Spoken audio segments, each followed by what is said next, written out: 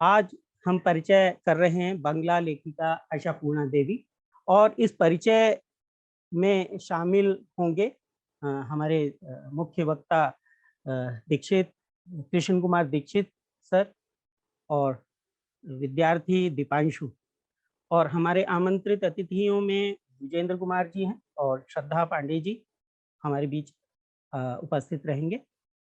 और इस यात्रा को करें, परिचय यात्रा का को जारी करें उससे पहले हम परिचय कर लेते हैं कि आज हमारे साथ कौन-कौन होगा, उनकी रचनाओं का पाठ करने में शामिल और ये किस सिलसिले से आगे बढ़ेगी। तो हमारे बीच में 2 वक्ता होंगे जो परिचय कराएँगे और सवाल-जवाबों के रूप में कृष्ण कुमार दीक्षित जी रहेंगे और हमारे अन्य आमंत्रित अतिथि। और इस यात्रा में दीपांशु तो होंगे ही जो इस यात्रा को ड्राइव करेंगे। साथ में हमारे होंगे अनुभव राज, 12वीं कक्षा के छात्र हैं ये भी, और आस्था दीपाली जो अब एमए की छात्रा हैं। और साथ में हमारे आमंत्रित अतिथियों में श्रद्धा पांडे जी जो हिंदी की साहित्यकार हैं और द्विजेंद्र कुमार जी संपादक हैं एनबीटी में, नेशनल बुक ट्रस्ट में। और हम आशापूर्णा देवी जी के बारे में जाने उससे पहले जानते हैं ये इस कार्यक्रम में हम किस तरह से आगे बढ़ेंगे, कदम बढ़ाएंगे। पंच प के रूप में हम परिचय पाएंगे, पृष्ठभूमि, पहले उनके परिवेश से जुड़ी पृष्ठभूमि की, आशापूर्णा देवी जी के प्रारंभिक लेखन किस तरह का रहा, प्रमुख रचनाएं क्या थीं, उन्हें कौन से पुरस्कार मिले और वो प्रासंगिक क्यों हैं आज। और प्रत्येक वीडियो के बाद छोटी सी बातचीत आमंत्रित वक्ताओं के साथ सवाल जवाब के जरिए। आशापूर्णा देवी का आत्मकथ्य मैं लिखती आँखिन की देखी आस्था दीपाली प्रस्तुत करेंगी और कथा साहित्य में एक का पात्र चित्रण, कथा साहित्य में तमाम किरदार हैं उसमें एक किरदार का चित्रण आहत पौरुष नाम से मैं प्रस्तुत करूंगा। प्रतुल वशिष्ठ मेरा नाम है। आशापूर्णा देवी के लेखन पर टिप्पणी करेंगे अनुभव राज। आमंत्रित अतिथियों में मैंने बताया आपको बाल साहित्यकार श्रद्धा पांडे जी हमारे बीच उपस्थित होंगी और नेशनल बुक ट्रस्ट के संपादक श्री विजेंद्र कुमार श्रीवास्तव जी हमारे बीच उपस्थित हैं।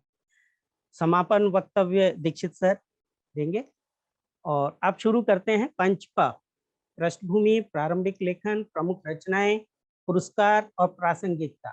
और हमारे बीच में उपस्थित हैं दीपांशु। तो दीपांशु यात्रा को आप आगे बढ़ाइए। धन्यवाद प्रतुल सर।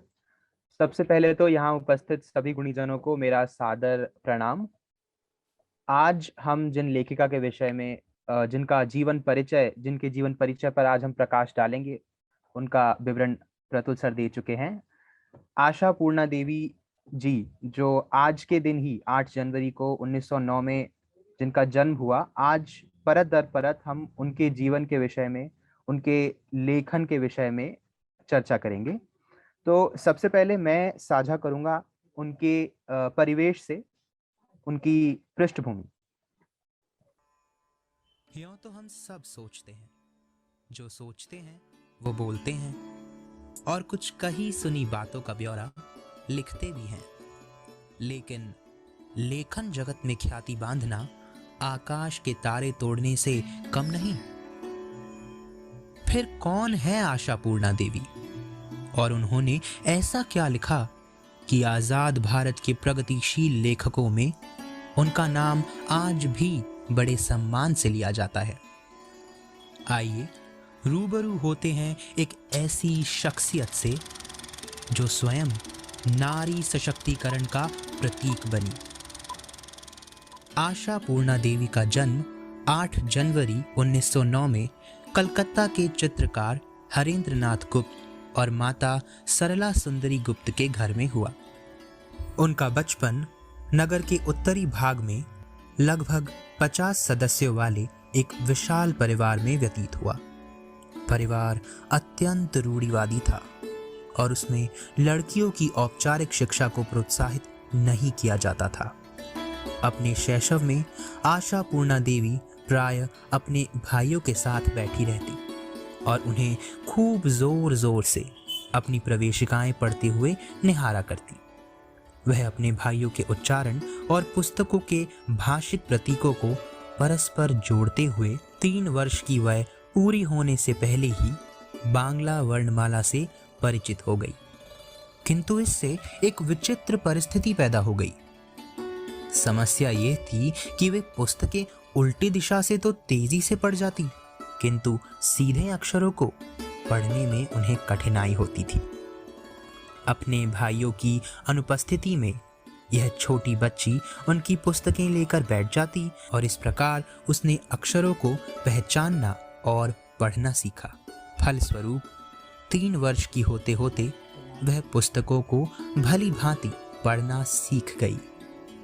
आशा पूर्णा देवी अभी बालिका ही थी जब उनके पिता हरेंद्र नाथ गुप्त अपनी पत्नी सरला सुंदरी देवी, 3 पुत्रों और 3 पुत्रियों के साथ किराए के एक मकान में रहने लगे।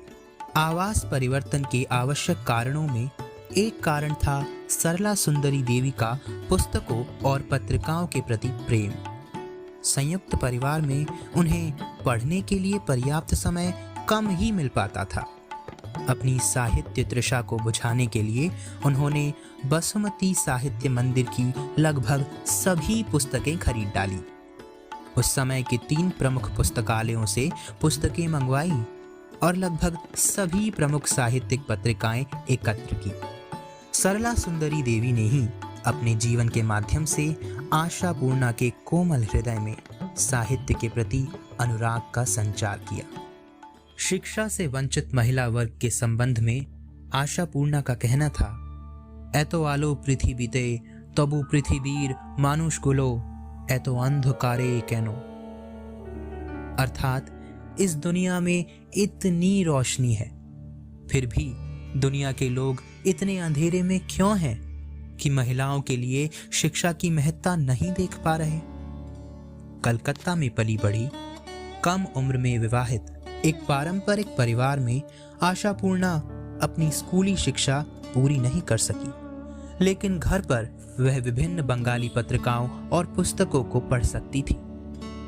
किंतु पढ़ने से लिखने तक का सफर उन्होंने कैसे तय किया? उनकी सर्वप्रथम रचना कौन सी थी? क्या वह प्रकाशित हुई? ये सब जानेंगे इस श्रृंखला के अगले भाग में।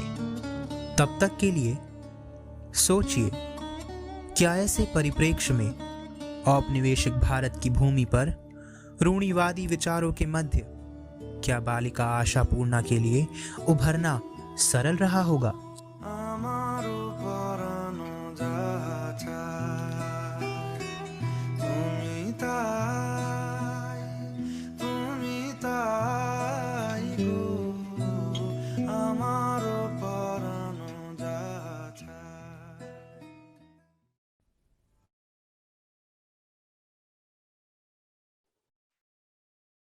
आपने ये वीडियो देखा पृष्ठभूमि का?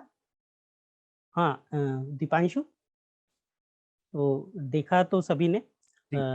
इस पृष्ठभूमि पर कोई बातचीत करना चाहेंगे, कुछ पूछना चाहेंगे? हमारे बीच में दीक्षित सर हैं।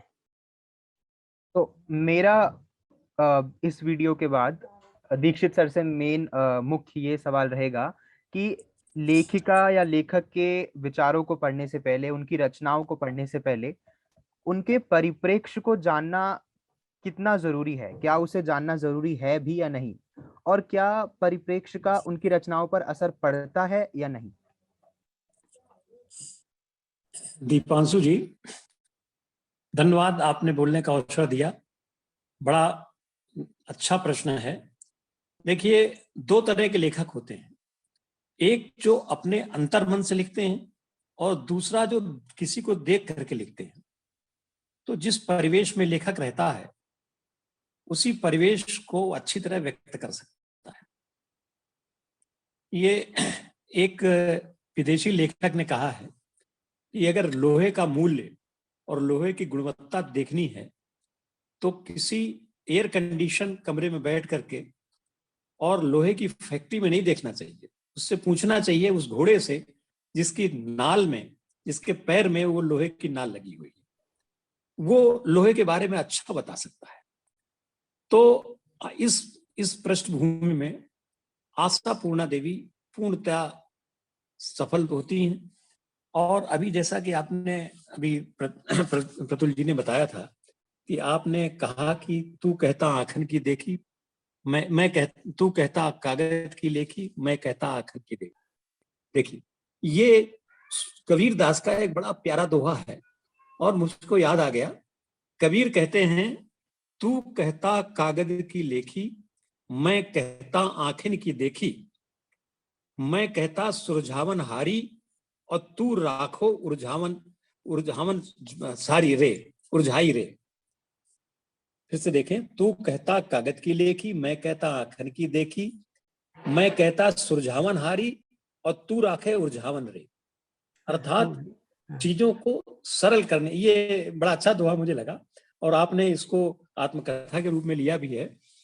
जो दो तरह का लेखक है, महिला विमर्श पर बहुत सी लेखिकाओं ने लिखा, अमृता प्रीतम ने लिखा और विदेशी तमाम लेखिकाओं ने लिखा, लेकिन वो सारा लेखन उलझाने वाला है, पति से लड़के आदमी का विरोध करके है। लेकिन आशापूर्णा देवी का जो सुलझावन हारी है, उन परिस्थितियों में कैसे जी के अपना करें। तो आज इस मुबारक मौके पर मैं आशापूर्णा देवी जी का ये उपन्यास सुवर्णलता का दर्शन करा रहा हूं आपको। आप लोगों ने पढ़ा होगा, मैं तो इसको गीता की तरह पढ़ता रहता हूं। और इस उपन्यास में लेखक संपादक ने लिखा है कि उनका हस्ताक्षर भी उनके कहने पर आशापूर्णा जी ने हिंदी में लिखा था। तो आज मैं आशापूर्णा देवी जी को तो आपने देख लिया है, लेकिन उनके हस्ताक्षर के भी दर्शन में आपको करा। थोड़ा और करीब लाइए। ये उन्होंने हिंदी में हस्ताक्षर किया है। तो इस किताब में इतनी बढ़िया किताब है कि अगर आप इसको एक दफे शुरू करेंगे तो 3 किताबें तो मैं कहता हूं कि आपके जीवन में बहुत कमाया होगा। बकुल कथा, सुवर्णलता और प्रथम प्रतिश्रुति, ये तीनों उपन्यास एक दूसरे से जुड़े भी हैं, अलग भी हैं। ये इन उपन्यासों का दाम 1100 रुपये है और अगर आप इनको खरीदेंगे तो प्रकाशक आपको 30% कंसेशन भी देगा। 700 रुपये में तीनों उपन्यास मैंने खरीद लिए हैं। तो मेरी लाइब्रेरी के, और मैं इनको कई दफे पढ़ता हूँ। ये ऐसी स्थितियां हैं कि इन्होंने भोगा हुआ यथार्थ है और उस यथार्थ को इन्होंने लिखा है। दूसरी बात मैं अपने उत्तर प्रदेश और बंगाल में कहना चाहूंगा। बंगाल में एक कहावत है कि फटा पैजामा पहनकर अच्छी किताब पढ़िए। दीपांशु जी, मैं आपका ध्यान चाहूंगा कि फटा पैजामा पहनकर अच्छी किताब पढ़िए, क्योंकि अगर आपने किताबों में पैसा लगा दिया तो कपड़ों में पैसा लगाना कम पड़ जाएगा। इसलिए फटा पैजामा भले पहने हो लेकिन अच्छी किताब पढ़िए। तो उत्तर प्रदेश के लोग अच्छे पैंट पहनकर खराब किताब पढ़ते हैं या नहीं पढ़ते हैं। दूसरा, बंगला और हिंदी में कोई बहुत अंतर नहीं है। अगर आपको देवनागरी लिपि आती है तो देवनागरी लिपि बंगला में कुछ अक्षरों के कर्व अलग हैं। एक, मैं अभी बंगाल में गया था तो 15 दिन में शांति निकेतन पे वहां रहा और उसको चप्पा चप्पा देखा, तो वहां का एक व्यंग था, मैंने पढ़ा। वो कहते हैं कि अगर मुंह में रसगुल्ला रखकर, छोटा रसगुल्ला रखकर मुंह में रख लिए और हिंदी बोलिए लेकिन रसगुल्ला टूटे नहीं तो वो बंगला हो जाएगी। बंगला में मुंह में रसगुल्ला रखकर हिंदी बोलिए तो बंगला हो जाएगी। और कड़ुआ मिर्चा खा करके अगर आप बंगला बोलेंगे तो हिंदी हो जाएगी। कड़ुआ मिर्चा खा करके अगर आप बंगला बोलेंगे तो हिंदी हो जाएगी। कहने का मतलब यह है कि बंगला बड़ी प्यार की भाषा है, उसमें कर्णकट शब्द नहीं है, काव्य की भाषा है। और हिंदी खड़ी बोली हमारी थोड़ी सी खड़ी है, तो उसमें ये है। तो मैं हिंदी और बहुत आसान है, तो उनको परिप्रेक्ष्य में देखना पड़ेगा। तो आज जो हम लोग आशापूर्णा देवी जी की बात कर रहे हैं, आज वो अगर वो जिंदा होती तो 112 वर्ष की हो जाती, लेकिन अब वो नहीं है। तो हमने उनके पुस्तक के दर्शन किए हैं, उनका वाचन कर रहे हैं और उनके हस्ताक्षर भी देख लिए। मैं सोचता हूँ पर्याप्त है। मैं फिर अच्छा, मैंने आशा पूर्णा बहुत देवी बहुत धन्यवाद। का घर देखने की कोशिश की, लेकिन मैं सफल नहीं हो पाया क्योंकि मैं हिंदी बोल रहा था और मेरा जो वो मुझे जो ले जा रहा था उसने कहा कि मैं आपको वहां तक नहीं ले जा सकता हूँ, अब भी वो इतना भीड़ भरा मोहल्ला है और मेरी अकेले हिम्मत पड़ी नहीं कि मैं पैदल चलकर वहां पहुंचूं। तो अच्छा। अब कभी आप बंगाल जाएं तो आशा पूर्णा देवी जी का घर अभी सुरक्षित है, सम्मानित है, देखें। एक चीज मैं और कहूंगा कि जब भी आप बंगाल जाएं तो वहां के लेखकों का साथ लें। जैसे मैं शांति निकेतन गया तो शांति निकेतन से मैं रविन्द्रनाथ ठाकुर जी जो बाजा बजाते थे, ये एक तारा, उसका उनके हस्ताक्षर सहित एक तारा है, वो हस्ताक्षर की प्रतिकृति है और ये बकुल गायकों की तरह वो रविन्द्रनाथ ठाकुर इसको बजाते हुए नाचते थे, वो मैं ले आया। तो इस तरह की चीजें अगर आप अपने घर में रखेंगे तो आपको बंगाल से बहुत प्रेम होगा और बड़े नजदीक से देख पाएंगे। धन्यवाद। बहुत सुंदर। बहुत बहुत बहुत बहुत धन्यवाद सर। आपने उनके हस्ताक्षर के दर्शन हमें करा दिए, बॉल के दर्शन हमें करा दिए। इसको ये जो इंस्ट्रूमेंट आपके हाथ में है, जो वाद्य आपके हाथ में है, बॉल किसको कहते हैं, उनके एक तारा है, बाउल गायक वहां के आंचलिक गायक है। तो रविन्द्रनाथ ठाकुर पैरों में जिस दिन उनको वो मिला था नोबेल पुरस्कार, उस दिन पैर में घुंघरू बांध करके एक तारा लेकर के वो 5 घंटे खुशी में नाचे थे। जी अच्छा, क्या बात है। ये भावुकता है कभी की, उनका मतलब मन है ये। जी। जैसा कि दीक्षित सर ने कहा कि अगर वो आज जीवित होती तो 112 वर्ष की होती, तो अपने लेखन के माध्यम से वो आज भी हम सभी के बीच जीवित हैं, हम सभी के बीच उपस्थित हैं। इसी की झलकी देखते हैं उनके प्रारंभिक लेखों में। रूढ़िवादी विचारों से उभरकर शिक्षा की दीप शिखा स्वयं प्रज्वलित कर लेखन पठन आशा पूर्णा जी के लिए सरल तो नहीं था, किंतु उनके परिप्रेक्ष्य से परिचित होने के पश्चात हम यह तो कह सकते हैं कि इन रूढ़िपंथी बंधनों ने उनके लेखन को भली भांति निखारा है। जिस प्रकार सोना तप कर कुंदन बनता है, ठीक उसी प्रकार आशा पूर्णा जी की लेखनी भी झुलसते समाज की उफनती भट्टी पर तप कर ही शाश्वत बनी। उन्होंने जो लिखा केवल सत्य लिखा, पर क्यों? क्योंकि उस युग के बंगाल में सभी निषेधों का बोलबाला था। पिता और पति दोनों के घर में ही पर्दा आदि के बंधन थे। घर से बाहर या छत पर जाने की अनुमति घर की लड़कियों को नहीं थी। अतः उन्होंने खिड़की से ही जो कुछ देखा, समाज में घटित जो कुछ समझा, उसे ही कागज पर बिना मिलावट परोसा है और उसे ही पाठकों ने बड़े चाव से पढ़कर अपने हृदय में सजाया है। नारी सशक्तिकरण के विचारों को जिन साहित्यकारों ने अपने साहित्य में सर्वोच्च स्थान दिया है, उन लेखकों में महिला लेखिका आशा पूर्णा देवी जी का नाम अत्यंत आदर एवं सम्मान के साथ लिया जाता है। किंतु यह सब कब शुरू हुआ, कैसे आगे बढ़ा, आइए जानते हैं।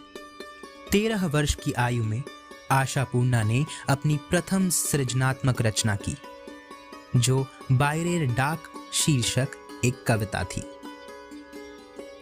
इसे उन्होंने प्रकाशन के लिए शिशु साथी में भेजा। यह अविलंब प्रकाशित हो गई। राजकुमार चक्रवर्ती ने इस कविता की प्रशंसा की और उन्हें कहानियां लिखने के लिए भी प्रोत्साहित किया। यह एक अत्यंत रचनात्मक व्यक्तित्व की लेखन यात्रा का शुभारंभ था, जिसने अब तक अनेक उपन्यासों, कहानी संग्रहों और बाल पुस्तकों की रचना की है। अपनी पहली कविता में उन्होंने घर के अंधेरे कमरे में बंद संकीर्ण वैयक्तिक पहचान से उबरने और बाहर दिन के नए प्रकाश में पदार्पण करने का आह्वान किया है।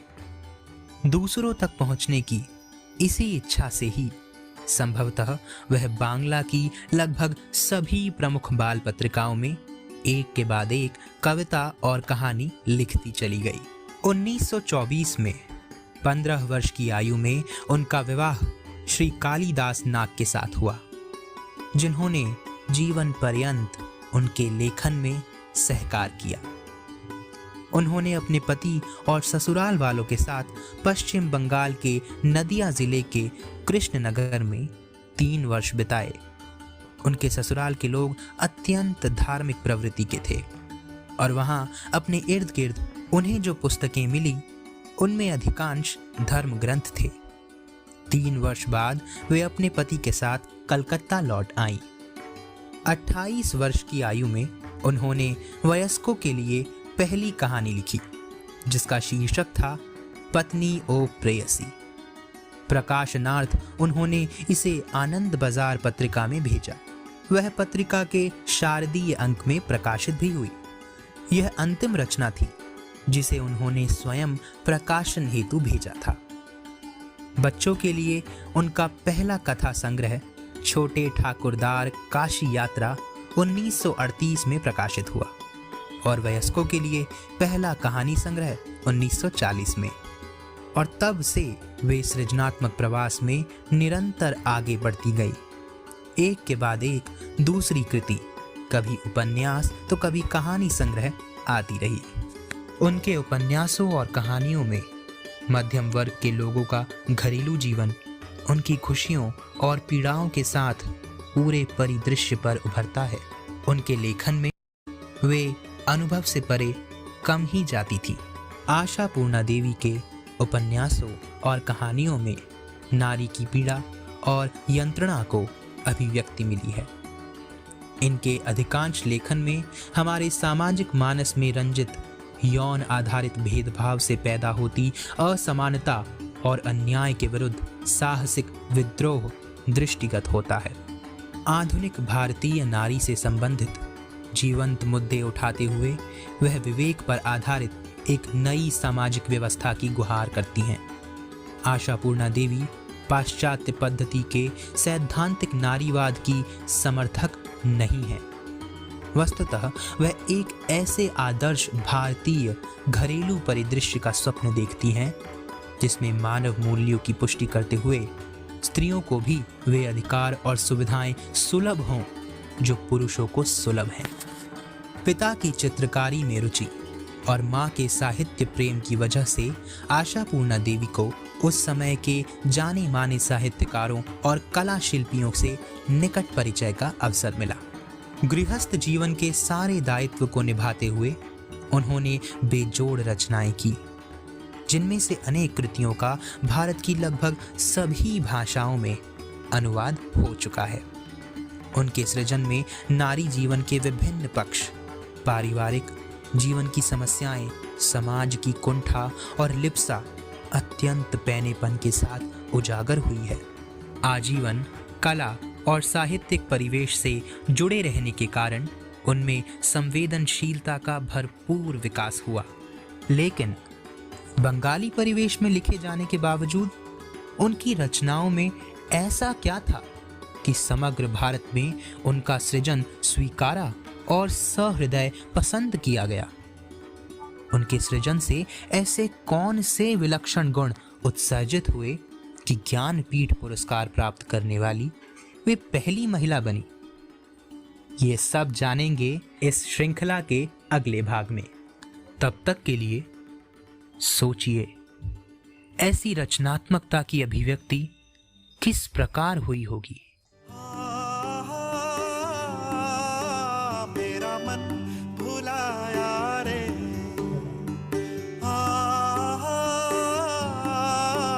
मेरा मन भुलाया रे।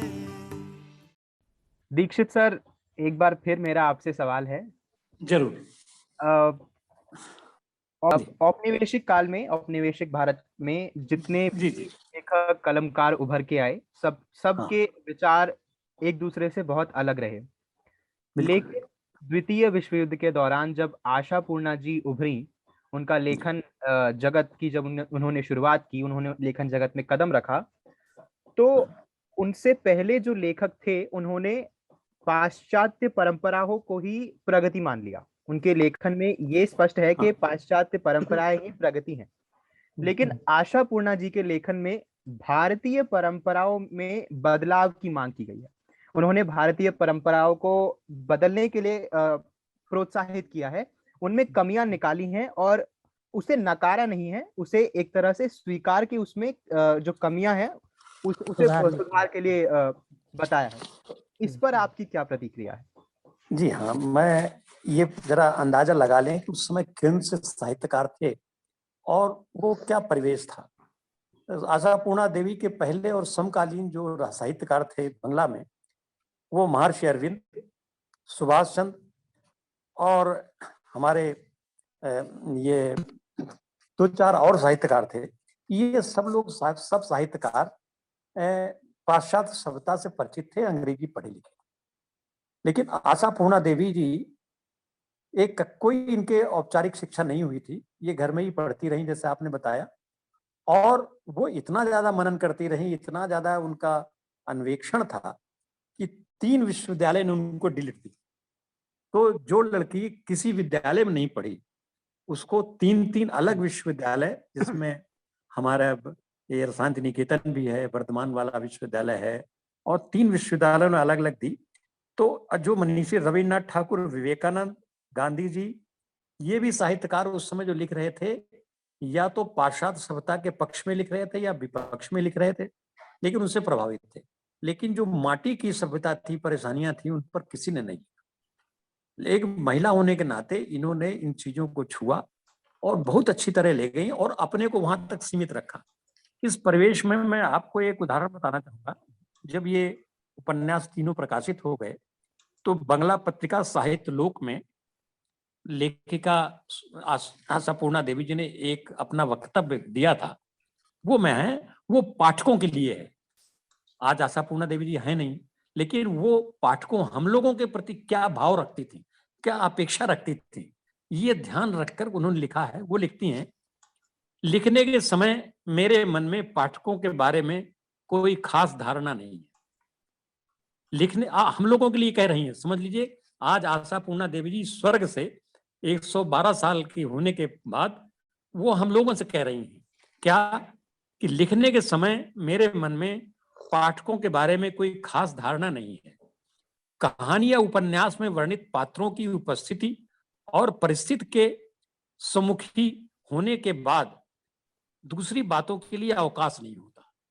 वो कोई योजना बना के नहीं लिखती थी, ये सोचते थे कि ये पात्र मेरे सामने बैठा है, मैं उन्हीं में पूरी तरह खो जाती हूँ, और मेरे लिए रचना की प्राथमिकता भी यही है। वो मेरे पाठक मुझको बहुत प्रिय हैं। हम लोग भाग्यशाली हैं कि आशापूर्णा देवी जी हम लोगों को प्रिय मान रही हैं। वैसे मेरे पाठक मुझे बहुत प्रिय हैं, वे मुझे बहुत चाहते हैं, और मैं जब भी उनके बारे में सोचती हूँ तो मेरे मन में ये सुधी, सूरज संपन्न और प्रबुद्ध पाठकों की छवि बनती है। हम लोगों के प्रति उनके मन में बहुत, पाठकों के प्रति वो सूरज संपन्न कहती हैं, प्रबुद्ध कहती हैं, और उनकी अपेक्षाएं वो लिखती कैसे थी। वो किसी अंग्रेजी दफ्तर में बैठकर अंग्रेजी मैगजीन से या किसी का विरोध करने के लिए नहीं लिखती थी। उन्होंने लिखा, मेरी रचनाओं में चाहे कहानी हो या उपन्यास, विशेषकर उपन्यासों का ढांचा अपने आप बनता चला जाता है। मैं पहले से ही इस बारे में कुछ सोचकर तय करके लिखना शुरू नहीं करती, बल्कि मैंने कभी भी अपनी चौहद्दी खींचकर या ढांचा खड़ा करके उपन्यास नहीं लिखा। मैं अपने पात्रों में पूरी तरह डूब जाती हूँ और उनकी पात्रता ही अपना ध्यान केंद्रित करती हूँ। उनकी प्रकृति, पात्रता, स्वभावगत अनिवार्यता की गतिमयता में ही मेरा उपन्यास अपना आकार लेता है और वो प्रारूप ग्रहण करता है। ये पाठक कैसा मानते हैं, ये उनके ऊपर निर्भर है। तो बिल्कुल सही है, उन्होंने इनका स्त्री विमर्श पर लिखा, स्त्रियों के लिखा, लेकिन कोई भी पूर्वाग्रहग्रस्त होकर नहीं लिखा, योजनाबद्ध तरीके से नहीं लिखा, और अपने आप सहज रूप से है। अच्छा, जो बात सहज से चलती है वो बड़ी दूर तक जाती है। भवानी प्रसाद मिश्र जी इंदौर के बड़े अच्छे कवि हैं। उन्होंने, एक लड़के ने उनसे लिखा कि आप जो भी लिखते हो छा जाते हो, लोग बहुत पसंद करते हैं। मैं कहीं कहीं कुछ चीज आपसे अच्छी लिखता हूं और मेरा कोई तारीफ नहीं होती। तो उसको उन्होंने पत्र लिखा था, एक कविता में लिखा था कि जिस तरह तू सोचता है उस तरह तू लिख, जिस तरह तू सोचता है उस तरह तू लिख, और जिस तरह तू बोलता है उस तरह तू लिख, फिर मुझसे आगे बढ़कर तू दिख। हम बनावटीपन में खो जाते हैं और वो बात नहीं कह पाते जो कहनी चाहिए। तो ये आशापूर्णा देवी जी बनावटी नहीं थी और लिखती। ज्ञान की बात है, ज्ञान के बारे में भी एक कविता है नी भवानी प्रसाद मिश्र की। यद्यपि उनको पढ़ने का मौका नहीं मिला आशापूर्णा देवी जी को, लेकिन भवानी प्रसाद मिश्र लिखते हैं, कुछ लिख कर सो कुछ पढ़ कर सो, प्रतिदिन कुछ लिख कर सो कुछ पढ़ कर सो, जिस जगह जागा सवेरे उस जगह से बढ़कर सो। आप कसम खा लीजिए कि बिना पढ़े हम सोएंगे नहीं, सोने के पहले हम पढ़ेंगे जरूर, लिखेंगे जरूर। जो आप आज जैसे 8 जनवरी है, तो जब हम रात को सोने के पहले पढ़ेंगे लिखेंगे, जब हम 9 जनवरी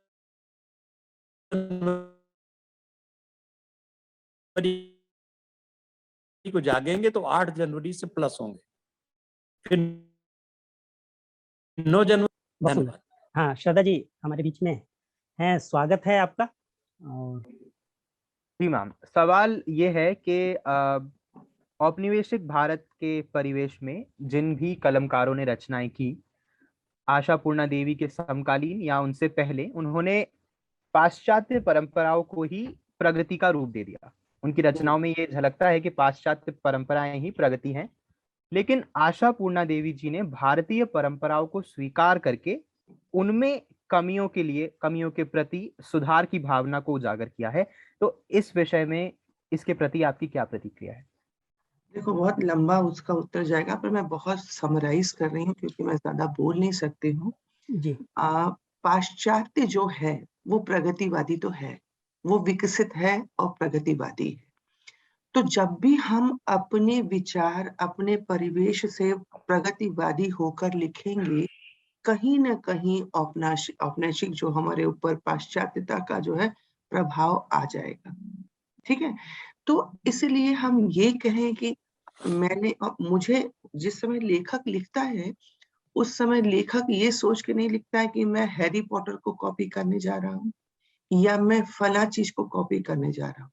वो अपने आसपास के परिवेश में और शैली में अपने विचार को, जैसा सर ने कहा, दीक्षित सर ने कहा, दीक्षित सर मैं आपको जो है अभिवादन करना भूल गई थी। सर नए साल के बहुत बहुत शुभकामनाएं, मैं बीच में ज्वाइन की थी। तो जो जैसा दीक्षित सर ने कहा ना कि जैसा तू सोचता है वैसा लिख और जैसा तू समझता है वैसा तू लिख। तो जब हम जो सोच रहे हैं उसी हिसाब से जब लिखेंगे तो वो कहीं ना कहीं पाश्चात्यवादी हो ही जाएगा। एक बात तो ये। दूसरी बात ये है कि आज का बच्चा या आज के लोग भौतिकतावादी होते जा रहे हैं और भौतिकतावादी की वजह से वो सभी लोग अपनी लेखनी में कहीं ना कहीं वो भौतिकवादी परिवेश डाल देते हैं क्योंकि लोग वो चाहते हैं, पर वो भी कोई जान के नहीं डालता। यदि मैं अगर शहर की कोई बात लिख रही हूँ तो उसमें गांव का जीवन नहीं डाल सकती। यदि मैं गांव का जीवन लिख रही हूँ तो शहर का जीवन नहीं डाल सकती हूँ। वहां पर 2 व्यक्ति खड़े हैं चाय की प्याली लेकर के या हाथ में मदिरा का ग्लास लेकर के बात कर रहे हैं, ये शहर का परिवेश हो गया। गांव का व्यक्ति आग ताप के बात कर रहा है, गांव का परिवेश हो गया।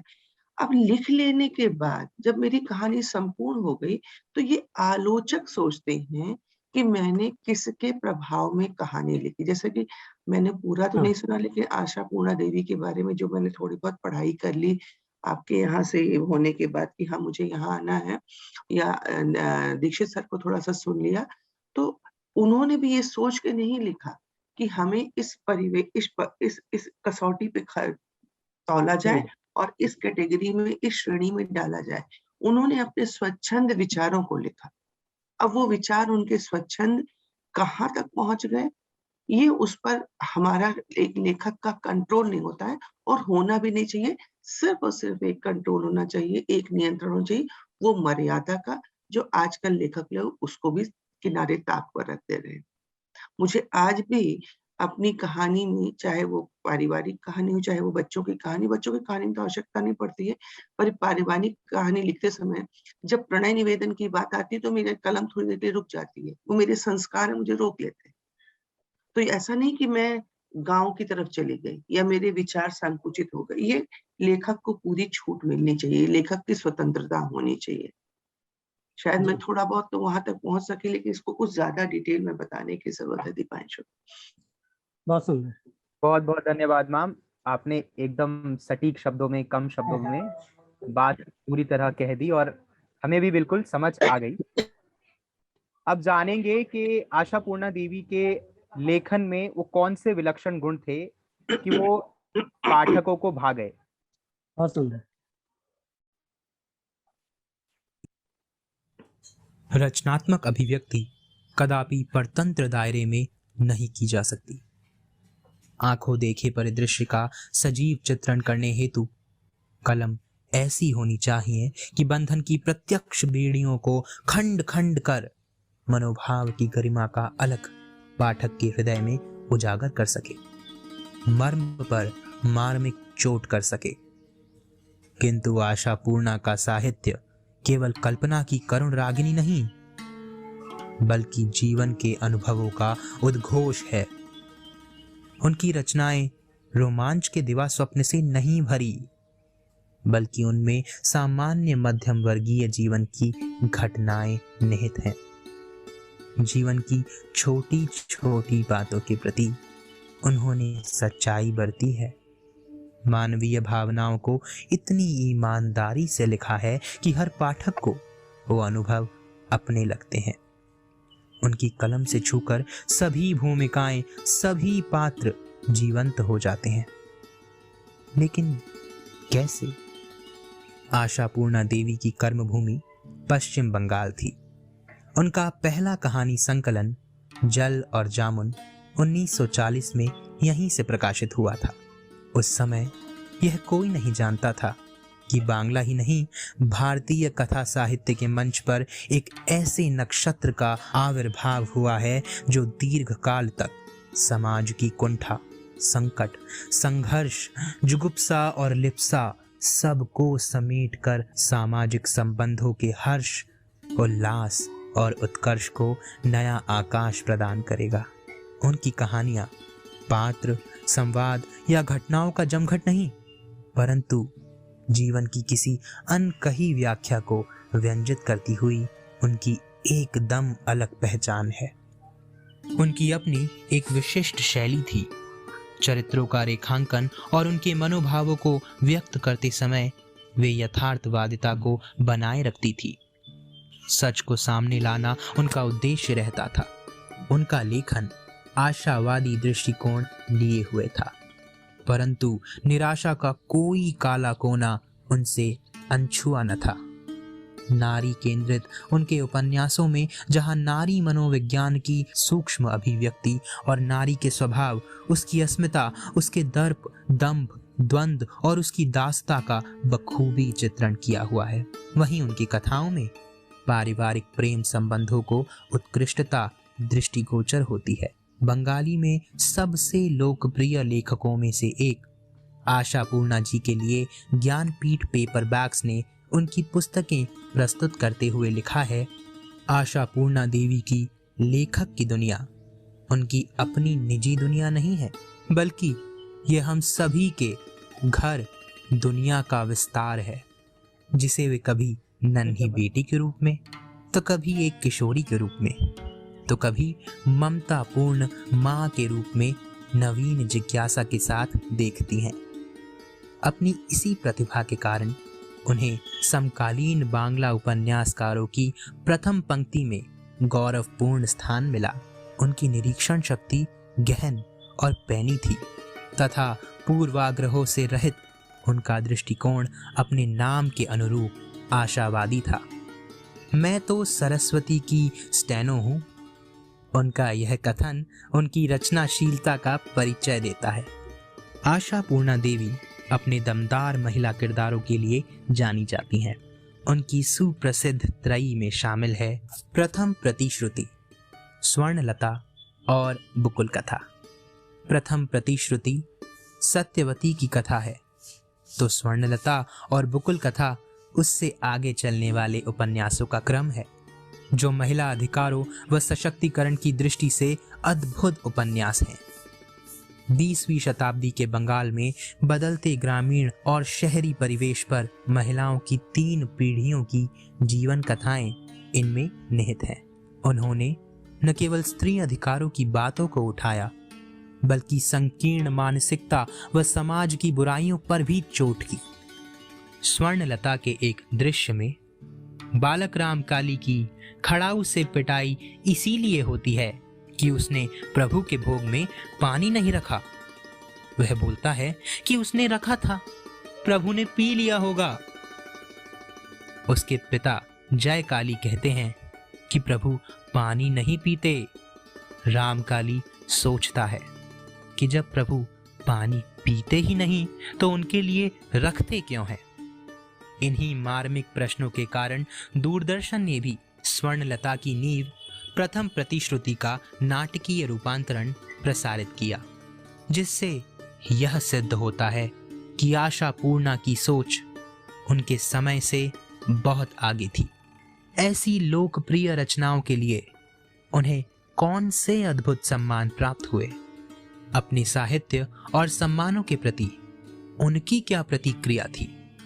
जानेंगे इस श्रृंखला के अगले भाग में।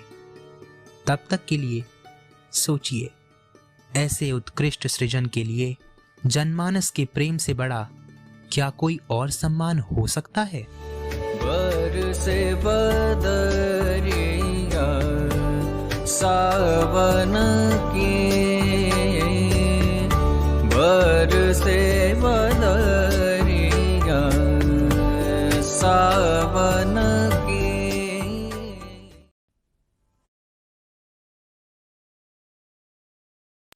और हम उनकी कुछ रचनाओं को सुनते हैं।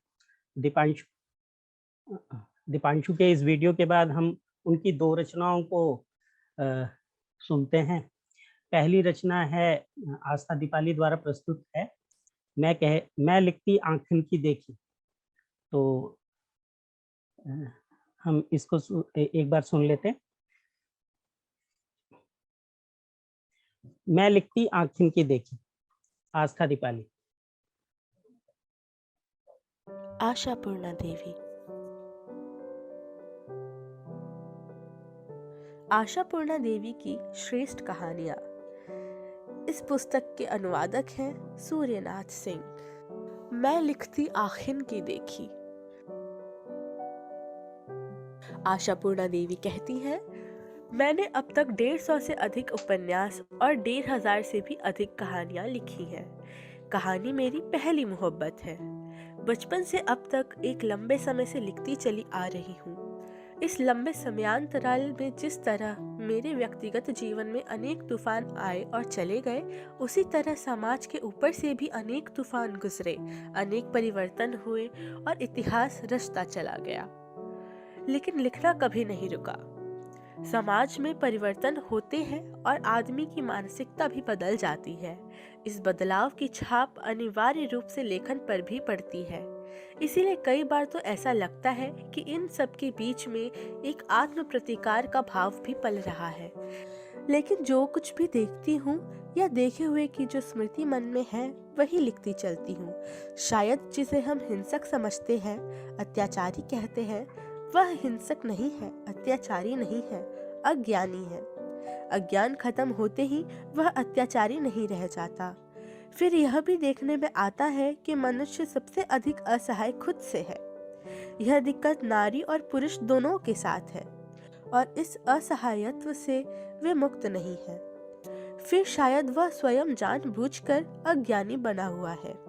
तभी तो एक बार जिस जीवन को परम मूल्यवान समझकर हृदय से प्यार करते आया है, उसे ही एक क्षण में एकाकीपन में मूल्यहीन साबित कर देता है। मैंने कभी भी अपनी देखी हुई दुनिया के बाहर कदम नहीं रखा, किंतु मेरी वह दुनिया किसी 4 दीवारी के भीतर कैद भी नहीं है। फिर भी इसके भीतर मुझे एक असमाप्य जीवन वैचित्र दिखाई देता है। कितने विचित्र चरित्र है। जिस मनुष्य के भीतर लक्ष्य की प्रेरणा है, एक सुकुमार मंगल कामना है, वही मनुष्य अपने पीछे एक विकृत चेहरा छुपाए घूमता फिरता है, जो कि बाहर से घृणित है, विकृत है। सिर्फ स्त्री पुरुष संबंधों के बीच ही नहीं, बल्कि पारिवारिक जीवन के अन्याय पक्षों के बीच भी कितने सारे ताने बाने, कितने शुद्धता और मिलावट वाले कारोबार बिखरे पड़े हैं। निरंतर इस असामाप्य जीवन को मैं देखती आ रही हूँ, अनुभव करती आ रही हूँ और अपने कहानियों के बीच बोलती भी रही हूँ। भारतीय साहित्य के प्रख्यात कथा शिल्पी आशापूर्णा देवी की चुनिंदा कहानियों का यह संकलन समकालीन भारतीय समाज में नारी के वास्तविक अस्तित्व का चित्र खींचता है। इन कहानियों के विषय उन्होंने किसी कल्पना लोक में नहीं गढ़े। उन्होंने स्वयं कहा है, मैं लिखती अखियन देखी। दैनंदिन जीवन की अत्यंत छोटी छोटी घटनाएं आशापूर्णा देवी की कहानियों में महान बन जाती है।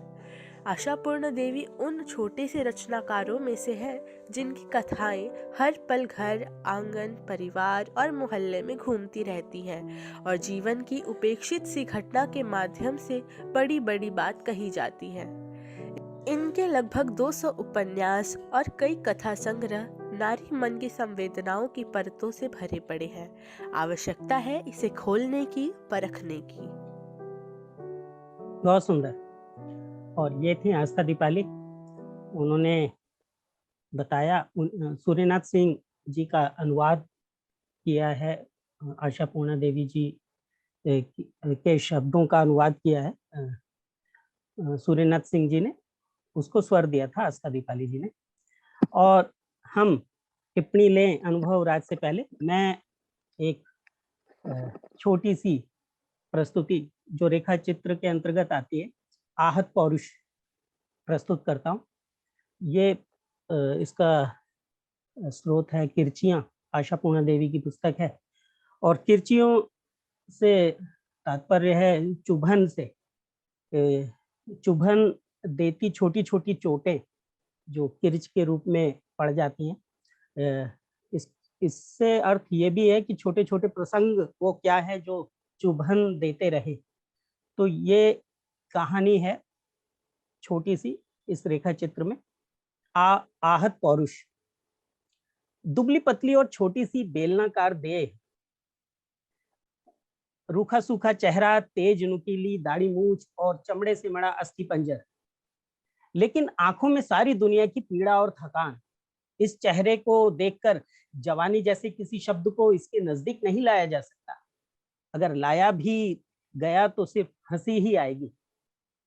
इस संभावित बेइज्जती के बावजूद उसने कहा, कोई भी काम जब मिलता ही नहीं है चाची, तब काम अच्छा है या बुरा इस बात पर सोचना ही बेमानी है। नौकरी वाला काम ही करूंगा, गले में पड़ी जनेऊ खोलकर रख दूंगा। और क्या, ब्राह्मण होने की झूठ बूटी अकड़ छोड़नी पड़ेगी। जवानी के दिनों में भी मामा के भरोसे कब तक बैठा बैठा रोटी तोड़ता रहूंगा। तभी उसके मुंह से जवानी की दुहाई देने वाली बातें सुनकर मैं हंस पड़ी थी, लेकिन दूसरे ही क्षण इसे बड़ी मुश्किल से दबाते हुए मैंने पूछा था, तुम्हारी उम्र कितनी है?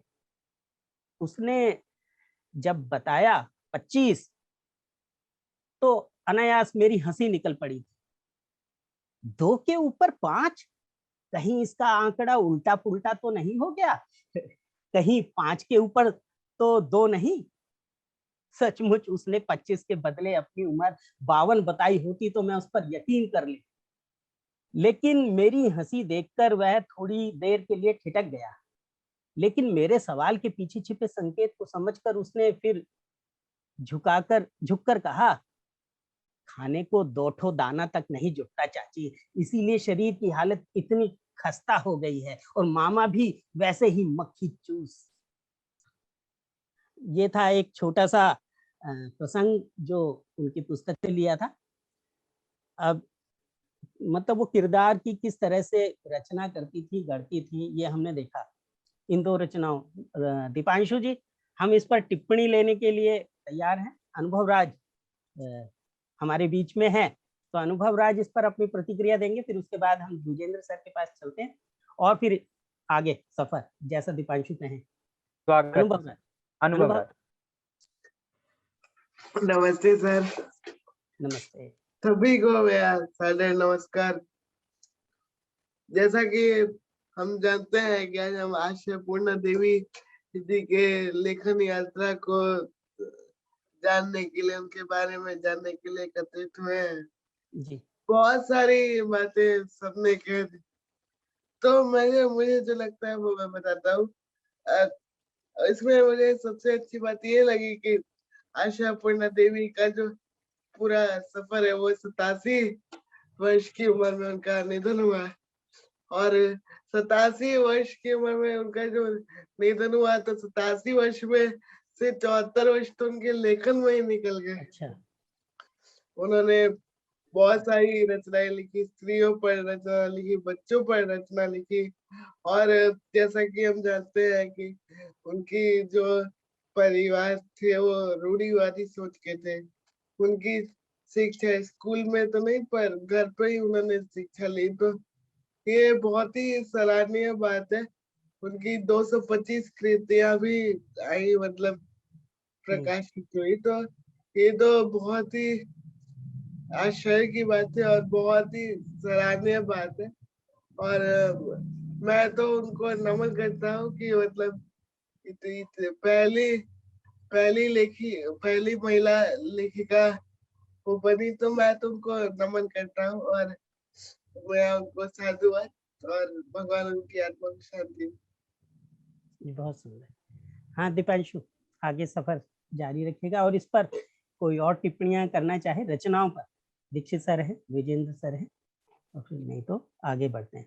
और विशाल अगर कुछ बोलना चाहे। हाँ दीपांशु।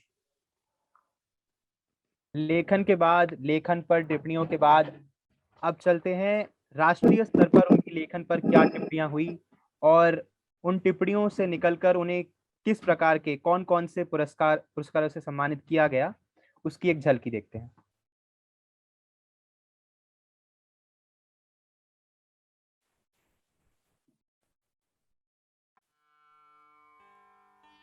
किसी भी कलाकार के लिए सबसे बड़ा सम्मान है जनमानस द्वारा उसकी कला का सम्मान। ठीक उसी प्रकार विलक्षण कलमकार आशापूर्णा देवी के लिए भी उनकी रचनाओं का लोगों के बीच विचारशील बनना ही उनके लिए सबसे बड़ा सम्मान था। व्यक्तिगत रूप से वे कभी अपने सृजन से संतुष्ट नहीं थी। उन्हें लगता था कि अभी बहुत कुछ लिखना शेष है। सत्य विशाल है, समय कम, किंतु अंधकार को अपनी कलम से भेदना उनके लिए अपरिहार्य था। साहित्य के प्रति वे कहती हैं, साहित्य चिरंतन सत्येर बाहुक, तारा आवेदन सत्येर আর সত্যেরও দুজনের কাছে সমান, একে হয়তো ধ্রুপदी साहित्य बोला है। अर्थात साहित्य शाश्वत सत्य का वाहक है। इसका आवेदन 70 और 17 दोनों वर्गों के लिए बराबर है। यही शास्त्रीय साहित्य कहलाता है। लेखन की प्रेरणा के विषय में पूछा तो कहा, जो दिखा सो लिखा। पुरस्कारों की बात करें तो इस कलमकार के कदरदानों ने इन्हें अलंकारों से परिपूर्ण किया है। आशापूर्णा देवी को अपने साहित्यिक अवदान के लिए अनेक पुरस्कारों से सम्मानित किया गया। उनको 1954 में कलकत्ता विश्वविद्यालय के लीला पुरस्कार से, 1966 में उसी विश्वविद्यालय से भुवन मोहिनी दासी स्वर्ण पदक से, 1966 में ही पश्चिम बंग सरकार के रविंद्र स्मृति पुरस्कार से, 1976 में ज्ञानपीठ पुरस्कार से, 1988 में बंगीय साहित्य परिषद द्वारा हरनाथ घोष पदक से और 1993 में कलकत्ता विश्वविद्यालय से जगत तारिणी स्वर्ण पदक से सम्मानित किया गया। 1976 में उनको भारत सरकार द्वारा पद्मश्री से भी अलंकृत किया गया। 1983, 1987, 1988 और 1990 में क्रमशः जबलपुर, रविंद्र भारती, बर्दवान और जादवपुर विश्वविद्यालयों द्वारा उनको डी लिट की मानक उपाधि भी प्रदान की गई। 1989 में विश्व भारती विश्वविद्यालय ने उनको देशिकोत्तम उपाधि से भी सम्मानित किया। उन्हें साहित्य अकादमी का सर्वोच्च सम्मान महत्तर सदस्यता भी प्राप्त हुई, किंतु इन पुरस्कारों को उन्होंने केवल प्रशंसा के रूप में देखा। ज्ञानपीठ पुरस्कार के विषय में वे कहती हैं कि उन्हें लेश मात्र भी अनुभूति नहीं थी कि उन्हें इस महान पुरस्कार के लिए चुना जाएगा।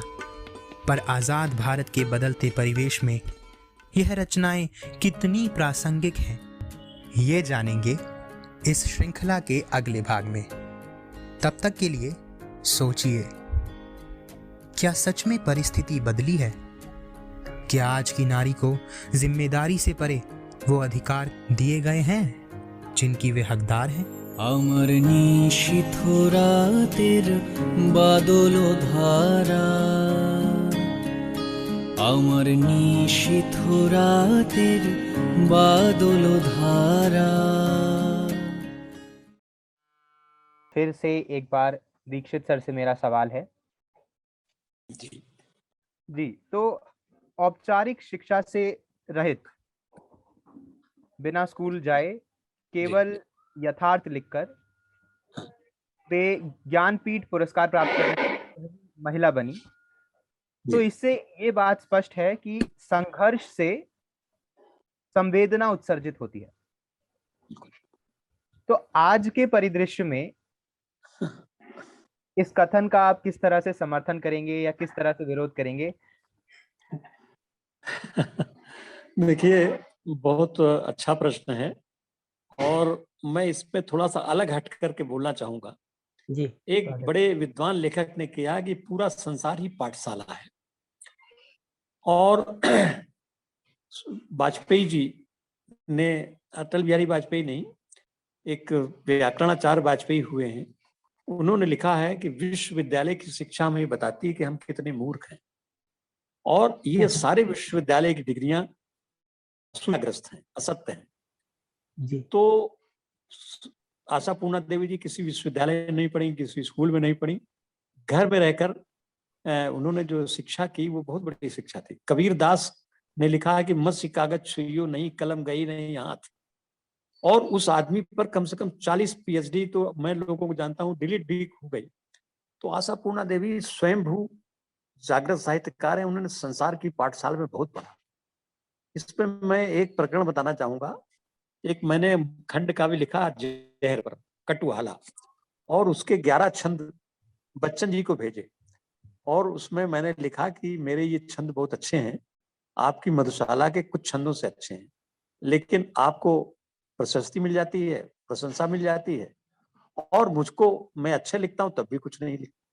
तो उन्होंने मुझे एक पोस्ट कार्ड पर एक 3 वाक्य लिखे, वो वाक्य इसका उत्तर देते हैं। वो कहते हैं, उन्होंने लिखा कि जो सबका ध्यान रखकर बोलता है उसकी बात कोई नहीं सुनता, जो सबका ध्यान रखकर बोलता है उसकी कोई बात नहीं सुनता, जैसे राजनीतिज्ञों के चुनाव के भाषण। आजकल हर राजनीतिक लंबे लंबे भाषण देता है, सुने, उसको कोई नहीं सुनता, जो पैसे वैसे लेके आते हैं वो सुन लेते हैं। फिर दूसरा लिखते हैं कि जो स्वांता सुखाए लिखता है, अपने इच्छा से लिखता है, अपने स्वतंत्रता और सुख के लिए लिखता है, उसकी बात कई लोग सुनते हैं, जैसे कवि की स्वांता सुखाए वाणी।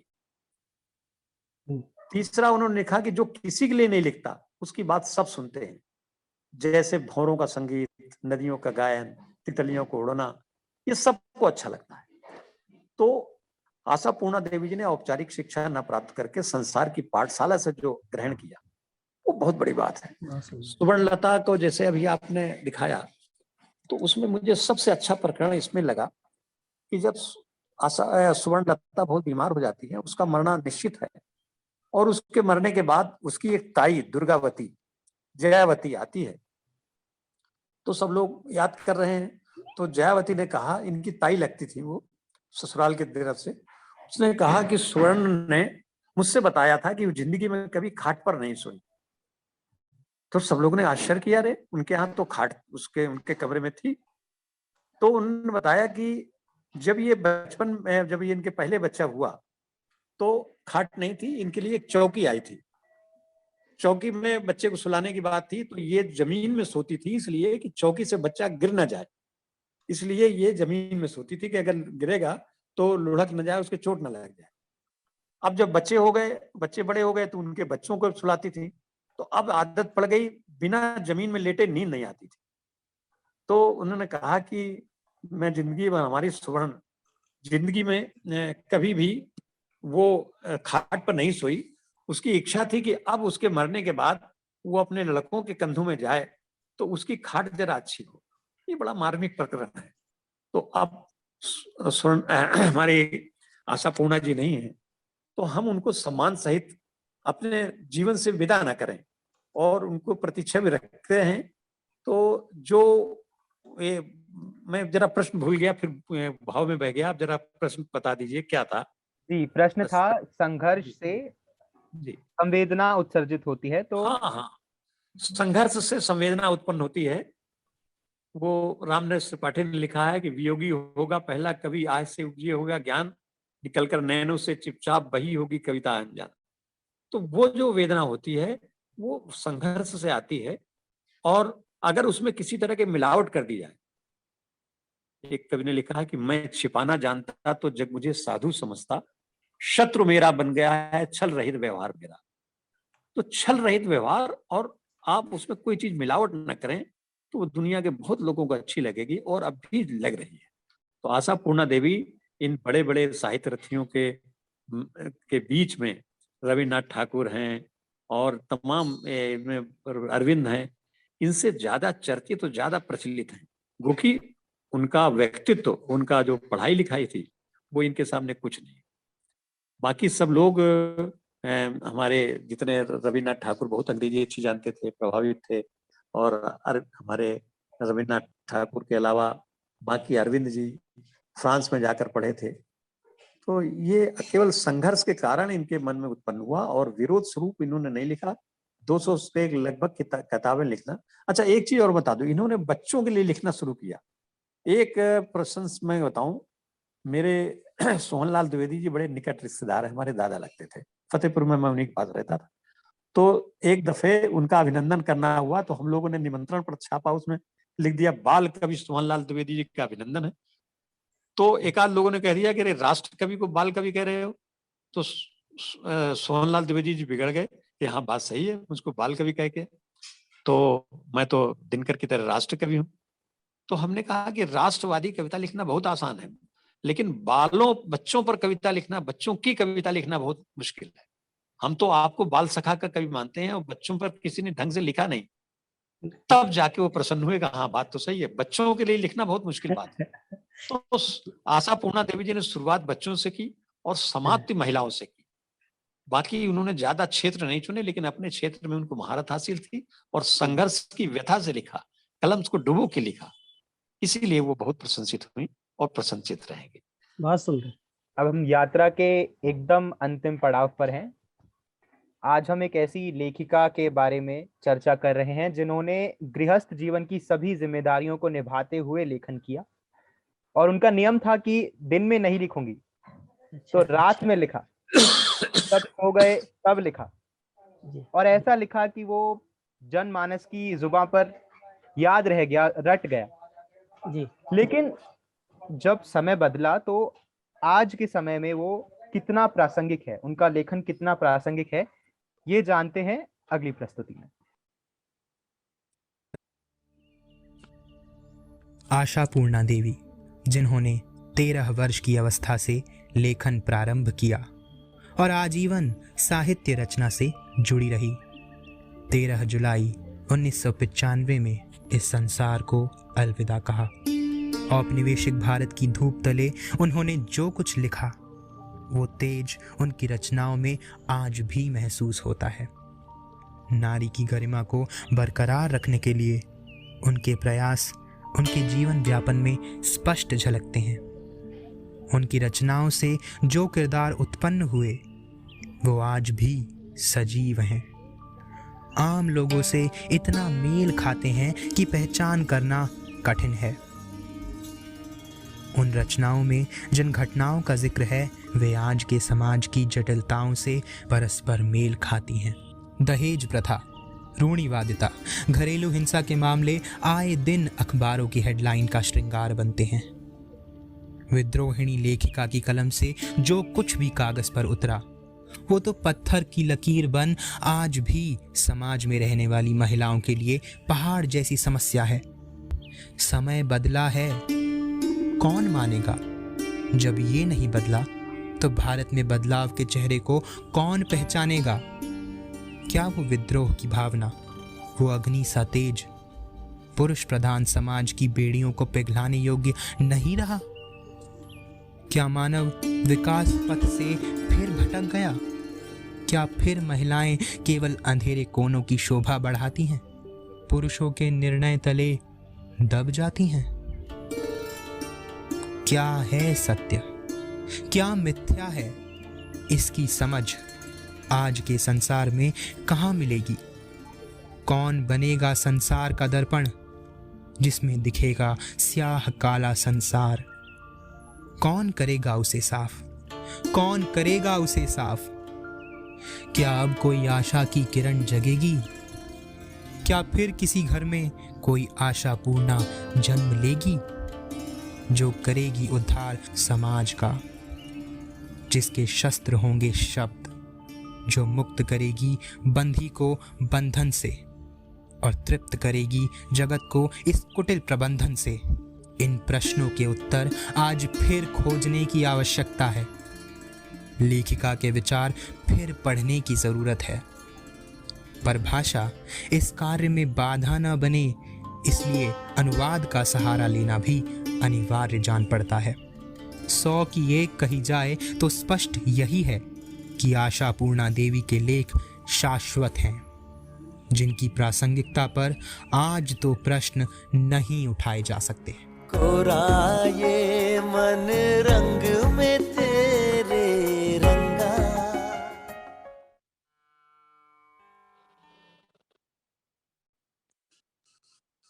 दीपांशु, बहुत सुंदर प्रस्तुति। धन्यवाद प्रतुल सर। अंतिम प्रस्तुति के बाद मेरा प्रश्न है द्विजेंद्र कुमार जी के लिए। नमस्कार सर।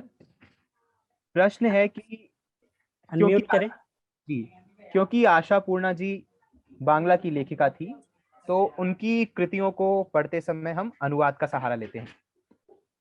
तो प्रश्न है कि अनुवाद से लेखन के अर्थ और मौलिकता पर क्या प्रभाव पड़ता है? क्या ये दो भाषाओं के बीच में साहित्यिक आदान प्रदान में बाधक है या सहायक है?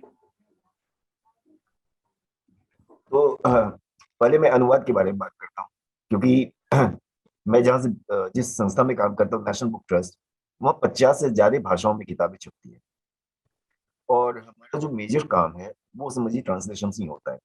क्योंकि एक किताबें मानो कि ओरिजिनल किताबें हम लाते हैं, ठीक है, लेकिन उतनी किताबें ओरिजिनल सिर्फ ओरिजिनल किताब ला करके काम नहीं चलता है हमारा। हमारे यहाँ डिफरेंट लैंग्वेजेस हैं, जैसे कि लगभग 12-13 लैंग्वेज में एडिटर्स हैं।